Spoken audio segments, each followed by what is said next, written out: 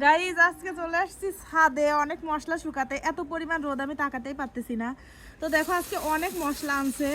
আবার এই দেখো একদম এক বস্তা শুকনা মরিচ। এগুলো সব এখন রোদে দেবো। তারপরে হচ্ছে এগুলো ভাঙানো লাগবে। এগুলো হচ্ছে হলুদ। আমি মশলার বেশিরভাগ নামই জানি না। এখানে যে যে মশলা আছে যেগুলোর নাম জানি তোমাদেরকে বলি। আর এগুলো কি, এগুলো হচ্ছে চলা। আর এগুলো কি, আমি এগুলো একটাও চিনি না।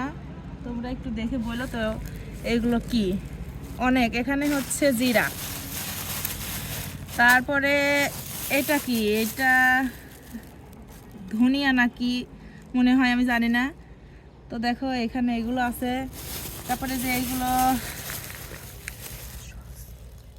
এই যে সস, এইগুলো সস। তারপরে যে সাদা ফল। আর এখানে আছে হচ্ছে তেজপাতা। সবগুলো মশলা একসাথে শুকায়ে তারপরে হচ্ছে কাঠখোলায় ভাজবো, ভেজে তারপরে হচ্ছে গুঁড়া করব। তো অনেক মশলা। তো কে কে এইভাবে সব কিছু রোদে শুকায় নিজে হাতে ভাঙাও সবাই একটু জানায়ও। আল্লাহ হাফেজ।